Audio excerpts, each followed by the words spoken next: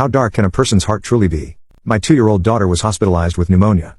Across from her bed was a little girl who had been lively and energetic. Suddenly, she began convulsing and screamed in pain. Accompanying her were 2 elderly people, likely her grandparents. One held her down while the other rushed to get the nurse.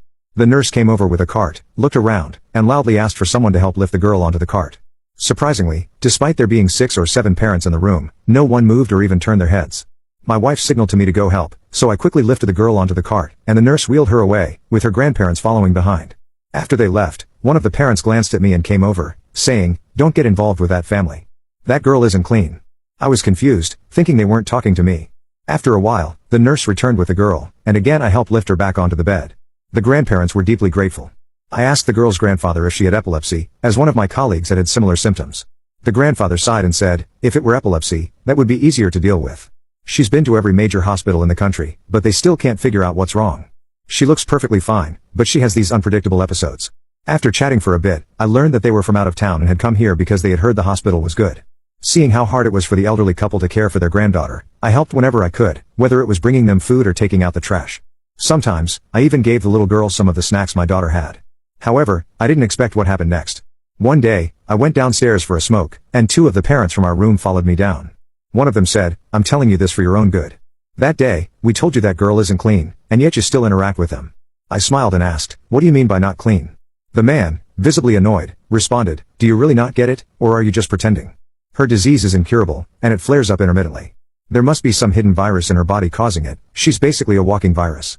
I asked, "If there really were a virus, don't you think the doctors would have isolated her instead of putting her in a room with other children?" He ignored my point and said, "All of our kids have pneumonia. They've been here for several days, and not only haven't they improved, but their conditions have worsened. Doesn't that prove there's a virus in the room? We've already discussed it. We're going to get that family out of here, or we're going to demand the hospital move us to another room. There's strength in numbers, so we're just giving you a heads up." I told them they could move if they wanted, but I wasn't going anywhere. They didn't respond to me and went back upstairs. When I returned to the room, they were already arguing with the nurse on duty, pointing at the elderly couple and the girl, saying that unless they got rid of the virus source, their kids wouldn't get better.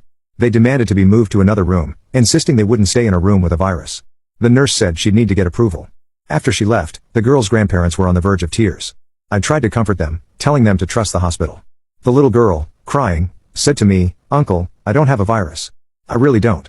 Watching her in that state, I felt incredibly sad. But all I could do was promise not to leave. I couldn't control what others chose to do. The next day, those parents went to the nurse's station and caused a huge commotion. The hospital finally caved and moved them to another room. As each family moved out, they wore smug expressions, and as they passed the girl's bed, they made sure to throw a few passive-aggressive comments her way. 2 days later, my daughter was discharged from the hospital. I told the girl's grandfather, "We're leaving because my daughter is better, not because we switched rooms." He said, "We'll never meet anyone as kind as you again."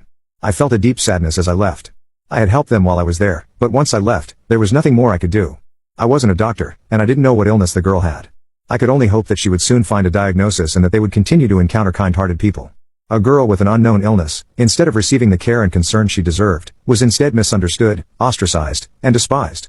How much emotional trauma must that have inflicted on her young heart?